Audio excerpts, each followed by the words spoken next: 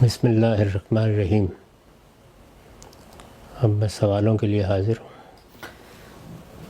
جی ہم سب بہت شکریہ آپ کے وقت کا۔ سوالات کا آغاز کرتے ہیں۔ ہم سب کل بھی ہم نے مختصراً اس پہلو پر بات کی تھی، ضمنی طور پہ زیر بحث ہے کہ پاکستان میں اسلام، اسلامی شاعر، مقدس ہستیوں کے تقدس کے تحفظ کے لیے کچھ قوانین آلریڈی بنے ہوئے ہیں۔ ایک نیا قانون کل پنجاب اسمبلی کے اندر منظور ہوا، تحفظ بنیاد اسلام۔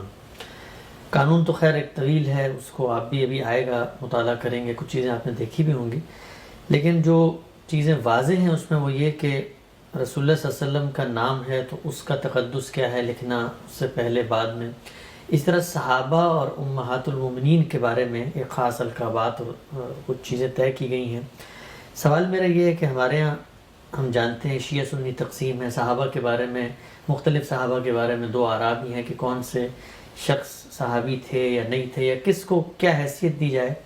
سوال میں بنیادی طور پہ پوچھنا چاہتا ہوں کہ قوانین کی تاریخ ہے پاکستان میں اس طرح کے، اس میں یہ قانون ملک کو آگے لے کے جائے گا یا مزید پیچھے لے کے جائے گا؟ یہ ملک آگے جائے یا پیچھے جائے یہ تو بات کی بحث ہے۔ میرے خیال میں تو یہ انسانیت کی اہانت ہے۔ اللہ تعالیٰ کو اس دنیا کا نظم اسی طرح پسند ہے جس طرح کہ اس نے بنایا ہے۔ قرآن مجید میں جگہ جگہ یہ بات واضح کی گئی ہے کہ میں اس کائنات کا خالق ہوں۔ میں اگر چاہتا کہ سب انسانوں کو ایک راستے پر رکھوں تو یہ میرے لیے کیا مشکل تھا۔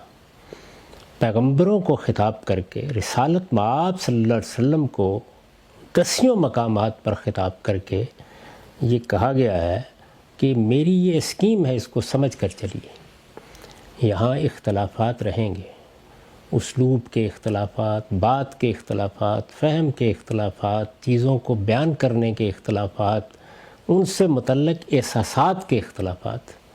ان اختلافات کو آپ قانون کی طاقت سے دور کرنا چاہتے ہیں، یہ اللہ تعالیٰ کے خلاف جنگ ہے۔ اس سے پہلے بھی اس طرح کی جو قانون سازی ہمارے یہاں ہوئی ہے، امتناع قادیانت آرڈیننس سے لے کر سب کی سب بالکل ان بنیادی اقدار کے خلاف ہے جن پر اللہ کا نظم قائم ہے۔ اللہ کے اس نظم کو سمجھ کر ہمیں سب معاملات کرنے چاہیے۔ دیکھیے، کچھ چیزیں بنیادی اخلاقیات سے متعلق ہیں۔ بنیادی اخلاقیات میں کیا ہے؟ وہ یہ کہ ہم کسی کی عزت آبرو پر حملہ آور نہیں ہوں گے، دشنام نہیں ہوگا، گالی نہیں دی جائے گی، بدتمیزی کا رویہ نہیں اختیار کیا جائے گا، ایک دوسرے کے اکابر کی عزت کی جائے گی، عزت کے ساتھ، احترام کے ساتھ اختلاف کیا جائے گا۔ یہ اخلاقی اقدار ہے۔ ان کی تعلیم دینا، ان کو ایک روایت بنانا، اس کے لیے بہترین نمونے پیش کرنا، یہ حکمران پیش کریں، یہ سیاستدان پیش کریں، یہ دانشور پیش کریں، یہ علماء پیش کریں، یہ بہت خیر و خوبی کی چیز ہے۔ اور اگر آپ کسی دشنام، کسی گالی، اس کے لیے کوئی ہتک کا قانون بنانا چاہیں تو اس کا بھی ایک محل ہے، بنا لیں، اس لیے کہ اس کو انسانی اخلاقیات قبول کرتی ہے۔ یعنی تین چیزیں ایسی ہیں، جان، مال اور آبرو، جن کے خلاف اگر کوئی بات ہو رہی ہے تو قانون سازی کی گنجائش ہوتی ہے۔ لیکن یہ کہ میں اپنے بزرگوں کا نام کیسے لوں، آپ اپنے بزرگوں کا نام کیسے لیں، میں کسی کو رضی اللہ عنہ کہوں، کسی کو علیہ السلام کہوں، اس میں آپ کون ہوتے ہیں مداخلت کرنے والے؟ اور پھر یہ کہ کتابیں، علم، یہ کتابیں اور علم، ان میں کیا چیز صحیح ہے اور کیا غلط ہے، اس کا فیصلہ بیوروکریسی کرے گی۔ آپ علماء کے کوئی بورڈ بنائیں گے تو اب تک کا نتیجہ کیا نکلتا ہے؟ نتیجہ اس کا یہ نکلتا ہے کہ یا تو کسی چیز پر اتفاق ممکن نہیں ہوتا کیونکہ ہر آدمی اپنے نقطہ نظر کی حفاظت کر رہا ہوتا ہے، اور یا پھر یہ طریقہ اختیار کر لیا جاتا ہے کہ اچھا یہ اس کو قابل قبول نہیں، اس کو نکال دو، وہ اس کو قابل قبول نہیں، اس کو نکال دو، تو باقی رہ کیا جائے گا؟ اصل میں دنیا نے یہ سبق سیکھا ہے، اور میں آپ سے عرض کروں کہ یہ سبق قرآن نے دیا ہے۔ یعنی قرآن مجید نے یہ فرمایا کہ ہماری ساری توجہات کا مرکز اس رشد اور ہدایت کو بیان کرنا ہونا چاہیے جو اللہ کے ذریعے سے ملی ہے۔ قد تبین الرشد من الغی، اور اس سے پہلے کیا کہا؟ لا اکراہ فی الدین۔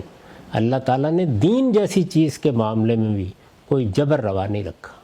انسانوں کو رائے کی آزادی، انسانوں کو خیالات کی آزادی، انسانوں کو ان کے بیان کرنے کی آزادی آخری درجے میں حاصل ہونی چاہیے۔ یہ جو ہمارے ہاں علمی چیزوں کے بیان کرنے میں فلاں نے گستاخی کر دی اور فلاں نے یہ کر دیا اور فلاں نے وہ کر دیا، یہ پہلے ہی ایک آخری درجے کی جہالت ہے جس کا ظہور ہمارے ہاں علمی حلقوں تک میں ہوتا ہے۔ اس کو ختم کرنا تھا ہمیں، یعنی ایسی علمی فضا پیدا کرنی تھی ملک میں کہ وہاں شیعہ ہوں، وہاں سنی ہوں، اہل حدیث ہوں، وہاں دیوبندی ہوں، بریلوی ہوں، حنفی ہوں، شافعی ہوں، ایک بہت اچھی علمی فضا میں سب تبادلہ خیالات کر سکیں۔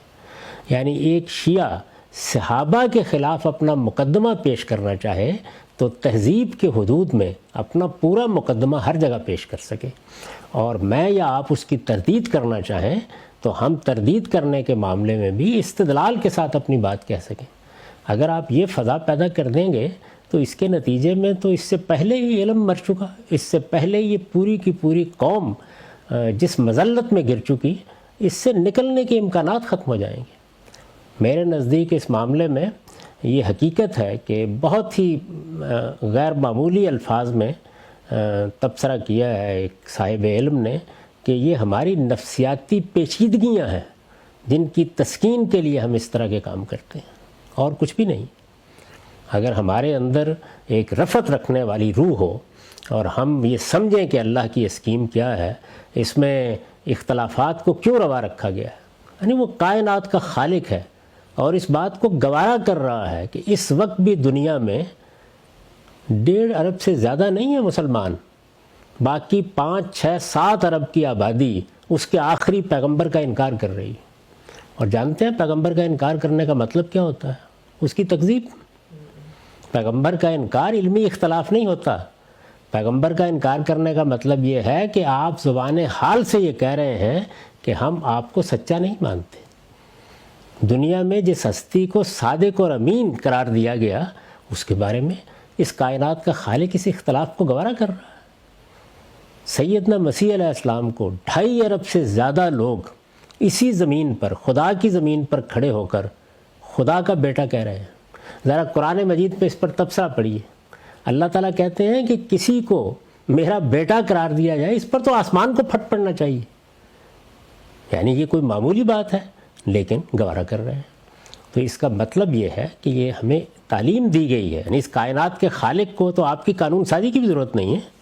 جیسے ہی اس طرح کی بات کہی جائے تو واقعی آسمان پھٹ پڑے، واقعی زمین لوگوں کو نگل لے، لیکن وہ ایسا نہیں کر رہا۔ اور یہ بات واضح کی ہے کہ انسانوں کو جس امتحان میں ڈالا گیا ہے، اس امتحان کے تقاضے سے یہ آزادی دی گئی ہے۔ اس آزادی ہی پر حقیقت میں قوموں کی ترقی کا انحصار ہے۔ اس کے ہرگز یہ معنی نہیں ہے کہ آپ دشنام پر اتر آئیں۔ دشنام ایک اور چیز ہے، وہ غیر اخلاقی چیز ہے۔ وہ تو میں کسی عام انسان کے بارے میں بھی بات کرتے وقت اگر تہذیب کے دائرے میں نہیں رہتا تو ضرور مجھے تنبیہ کرنی چاہیے، سوسائٹی کو بھی کرنی چاہیے، قانون کو بھی کرنی چاہیے، لیکن علمی اختلاف، اسلوب کا فرق، عقیدت کے اظہار کے طریقے، محبت کے اظہار کے طریقے، یعنی ہم کتاب لکھ رہے ہوتے ہیں، سوچئے ایک ایک صفحے پر بعض اوقات کسی مقدس ہستی کا 10 مرتبہ نام آتا ہے، تو آپ ایک تحریر کو کیا بنا دینا چاہتے ہیں اس طرح کی چیزوں کے نتیجے میں؟ اور اب ایک بیوروکریٹ بیٹھ کے دیکھے گا کہ میں نے اپنی تصنیف میں کس جگہ یا اپنی کسی تقریر میں رضی اللہ عنہ کہا ہے، کسی جگہ علیہ السلام منہ سے نکل گیا ہے۔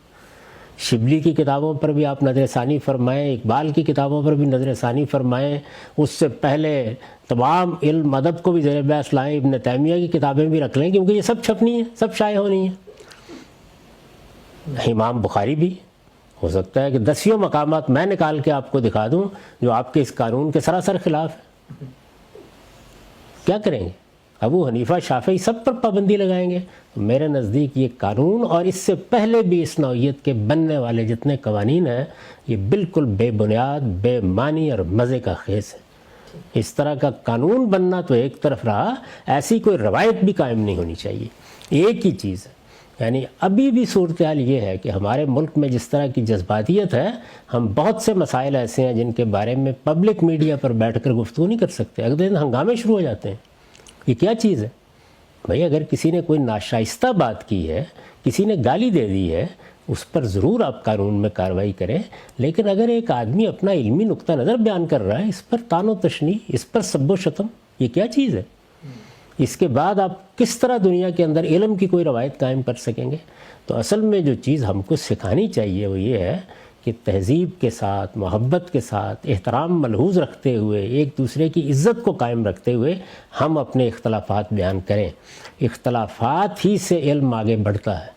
اگر لوگ کسی پہلے سے موجود چیز کو چیلنج نہ کر سکیں تو مجھے بتائیے کہ جو کچھ اس وقت دنیا میں آپ نے حاصل کیا یہ کر لیتے؟ اس وقت بھی پادری یہی کر رہے تھے مل کے۔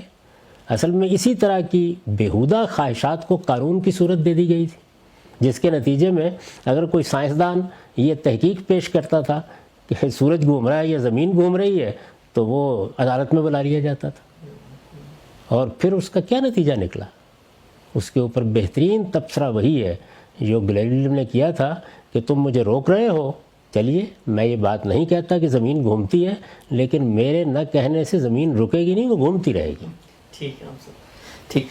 ہم صاحب اس میں ایک پہلو اور بھی ہے، وہ یہ کہ اس طرح کے جتنے قوانین ہم نے دیکھے یہ بن تو جاتے ہیں، اور ہمارے جو مذہبی علماء ہیں بہت خوش بھی ہوتے ہیں، بظاہر لگتا ہے کہ جیسے انہوں نے دین کا تحفظ کر لیا ہے، دین اب محفوظ مقامات پہ پہنچ گئے، اس کو کوئی حملہ آور نہیں ہو سکتا۔ لیکن ہم دیکھتے ہیں کہ یہی قوانین کل ان کے خود خلاف ہونا شروع ہو جاتے ہیں۔ مثلا ہم نے دیکھا بہت سارے علماء ہی کے خلاف توہین ہی کے مقدمات درج ہو گئے۔ تو آپ مذہبی علماء کو کیا کہنا چاہیں گے کہ اس طرح کی چیزوں کو، اس کو وہ کامیابی سمجھتے ہیں، اس سے خود ان کے اختیارات، ان کے منصب کے تقاضوں پہ فرق پڑتا ہے؟ ایک کامیابی ہے، یہ تو بڑی شرم کی بات ہے۔ یعنی کسی سوسائٹی کے اندر اس کا مطلب یہ ہے کہ آپ اپنے اکابر، اپنے بزرگوں کی عزت استدلال سے قائم کرنے میں ناکام ہو گئے۔ اس کا مطلب یہی ہے، یعنی یہ اصل میں اپنی ناکامی کا اعتراف ہے۔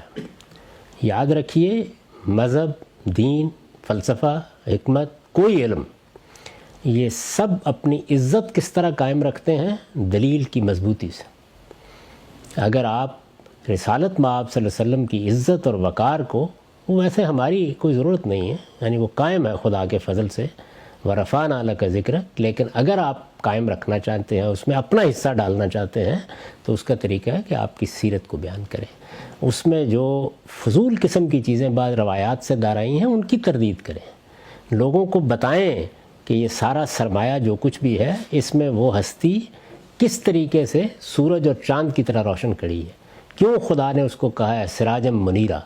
تو وہ سراج منیر ہے جس کی سیرت کو آپ واضح کریں گے، ان کے سوانے کو واضح کریں گے، اس سے حقیقت۔ آپ کا کیا خیال ہے کہ لوگوں کا منہ بند کر دینے کے نتیجے میں عزت اور احترام ہو جایا کرتا ہے؟ یہ حقیقت میں خود اپنی پستی پر مہر تصدیق ثبت کرنا ہے اور کچھ بھی نہیں ہے۔ اور اس کا نتیجہ وہی نکلتا ہے جو اس پچھلے دنوں میں آپ دیکھ رہے ہیں کہ کسی صاحب نے کوئی ایک بات کہہ دی، اب سب کے سب پل پڑے ان کے اوپر۔